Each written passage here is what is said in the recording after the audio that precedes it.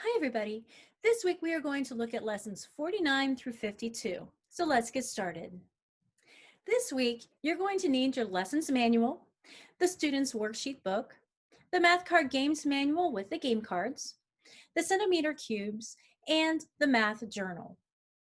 This week, your child is going to continue to work on their basic subtraction math facts.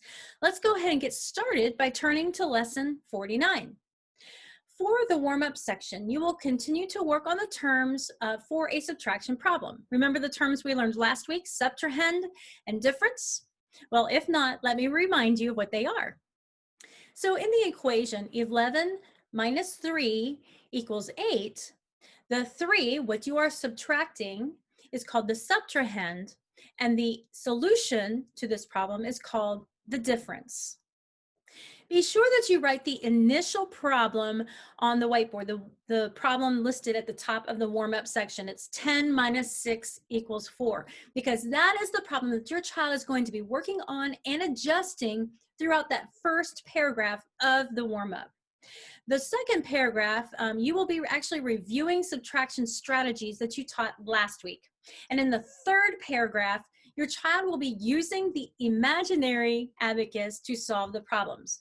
Now remember, the imaginary abacus is you're showing the abacus, but their child is moving the air beads. They are not actually touching the abacus itself.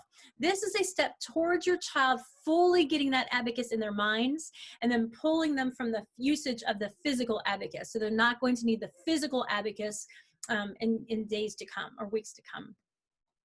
The final paragraph of the warm-up will have your child reviewing the strategies that you taught 2 weeks ago. Now, once the warm-up is done, you're going to continue to work on worksheet 23 by filling in the next 3 rows. And that would be the rows showing a negative or minus 4, minus 5, and minus 6, or the subtrahend of 4, 5, and 6. You will also need worksheet 23 for lesson 50 as well. So make sure you keep it handy or keep it out and don't put that away, don't file it away because your child is going to need that in the future. Let's go ahead and take a look at the top of the second page of the lesson under the term practice. Here you're going to ask your child some of the new math facts that they built on their charts, the minus 4, minus 5, minus 6. Have them double check their answers on the chart as they answer their subtraction math facts to you. Make sure that they are able to solve the problems using a strategy and not necessarily based on the pattern in the chart. Now, there are 2 games listed for this lesson. You can choose to play one or both of these games for this lesson. The first game listed is the short chain solitaire game. My daughter absolutely loved the chain games. They're really fun, and actually my daughter did most of those by herself. She just totally enjoyed it. We do have a blog for this game, and it's called 2018 Summer Games Number 10 Short Chain Solitaire. In this game, your child is going to work through 12 of the subtraction math facts. Now, the other game you can play is called Short Chain Subtraction Solitaire. Now, there is not a blog for this game. If you have any questions on how to play the game, though, you can feel free to call us or email us for help. Now, while this is created to be a solitaire game, that second game, it can also be played with more than one player. So don't worry about it. If it says solitaire, that's okay. You can still have a couple players play it. Well, let's go ahead and turn to lesson 50. In the warm-up section, you are going to continue to review the terms difference and subtrahend, just like you did in lesson 49. Now, the second paragraph will have you review the strategies that you taught last week, and then the third paragraph will have you reviewing strategies you taught 2 weeks ago. If your child struggled with any of these strategies, you can go back and review some of those lessons if you want. Once the warm-up section is done, you're going to go ahead and give your child worksheet 23 again. Lesson 50 will complete the chart on the worksheet, but you're going to continue to use this worksheet as a reference in future lessons, so make sure you keep it out and available. On the top of the second page of the lesson, you're going to review the math facts that your child wrote on the last 3 lines of their chart in worksheet 23. You're going to want to choose these math facts randomly. Don't keep them in the pattern so that your child is not relying on the pattern to solve the problem, and you know they're getting those math facts down. Again, this lesson has 2 games listed for it, and you can choose to play either one or both of those games. The first game listed is long chain subtraction game, and it is played just like the short chain solitaire, except there are more problems used in this chain. Your child will use 60 subtraction math facts as opposed to the 12 that you used for the short chain. So this one will use a lot more subtraction math facts to solve the chain. The other game that you can play is called the long chain subtraction solitaire game. There is not a blog for either one of these games, but they are played just like the games that you played in lesson 49. Okay, well, let's go ahead and turn to lesson 51. This is another review and games day, which means you get a little bit of a break. Make sure that you only give your child either the 24A worksheet or the 24B worksheet, not both of them. The second worksheet can be used if your child does not do well on the first worksheet, or if later on in the year you want to go back and review some of these concepts. If you find your child has struggled with the review sheet, or maybe just a section of the review sheet, then you're going to want to review the lessons that cover the material your child struggled with. Once those lessons have been reviewed and your child understands those concepts a little bit better, then you can give them the other worksheet that they did not complete, either 24A or 24B. Just as I have done in the past, here, I'm going to give you a list of the equations or problems on the worksheet, and then the lessons to review if your child struggled with one or more of those problems.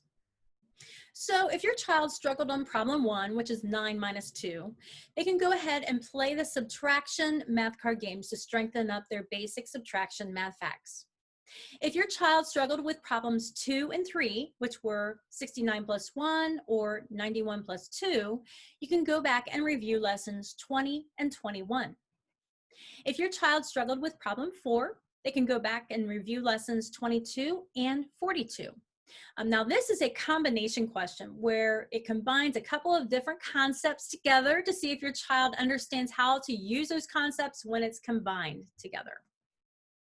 Problem 4, which is the 4 by 3 question, you can go back and review lessons 36 and 37. For problem 6, which is the 13 minus 4 problem, you can go back and review lesson 50. For problem 7, which is the perimeter and area problem, go ahead and review lesson 38. For problem 8, which is that multi-digit addition problem, you can go back and review lessons 28, 29, and 30. For problem 9, the subtraction table, you can review lessons 49 and 50. If your child struggled with problems 10 through 12, you can go back and review lessons 26 and 34, or you can play some math card games to practice their math facts if that was the aspect of those problems that your child struggled with. For problem 13, which is the inches and centimeters problem, go back and review lessons 37 and 38. For problems 14 and 15, you can review lessons 26 and 34, or you can play the math card games to strengthen up those math facts. For problem 16, you can go back and review lessons 45, 46, and 47. The game for this lesson is Subtraction Bingo Game.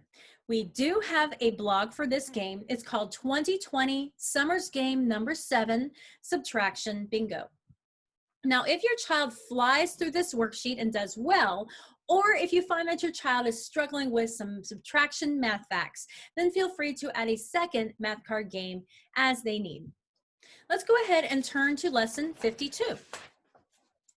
This lesson is going to need the math journal, which is in the back of the student worksheet book. So you'll go to their worksheet book, and the math journal looks like this. It's been a little while since they've used it, so I thought I'd show it to you again. For the warm-up section, your child is going to reference worksheet 23. So make sure your child has that worksheet available. The first 2 paragraphs of the worksheet, your child is going to be looking at worksheet 23 and discussing the patterns as you ask them the questions. The 4th paragraph of the warm-up is reviewing subtraction strategies as taught 2 weeks ago in the lessons. Now, in the next section of this lesson, you will be teaching your child the terms for the different sections of a subtraction problem. I talked a little bit about this last week, but let me show it to you again so you can see what each of the parts are. So for the problem, 11 minus 3 equals 8, that first section, 11, or the whole amount, is called the minuend. And as I mentioned before earlier today, what is being subtracted from that number is called the subtrahend, and the solution to that is called the difference. The next section of the lesson, you will again use worksheet 23 to review and apply the terms of minuend, subtrahend, and difference. You are going to need worksheet 23 again next week, so make sure your child has access to it. Now, on the top of the second page of the lesson, your child is going to be writing equations in that math journal. If you have a struggling learner in your home who might struggle with writing, then you can go ahead and have your child use the whiteboard instead. So why do we encourage children to write out these equations? Well, there's several reasons for that. One reason is your child needs to know how to write math equations. But the second reason is it helps them in their learning of their math facts. Both my daughter and myself learn things by writing. So when I was teaching my daughter, the more she wrote out equations, math fact equations, the easier she found to memorize them. So don't dismiss the importance of working through this activity. This is not a time killer. This is something that will actually go towards their learning of those math facts. Now, the section toward the middle bottom of the second page, you're going to ask your child about the problems they wrote in their math journal. Now, these questions will prepare them for the math card game of the day.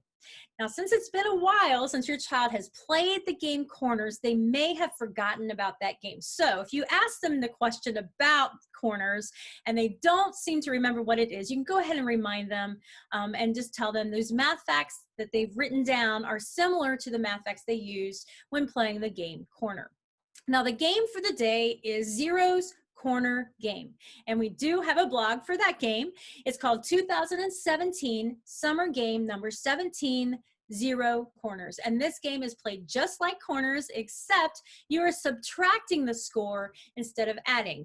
You're going to start at the score of 200 and then subtract down from there, and the first person to 0 wins the game. Well, that's it for the week.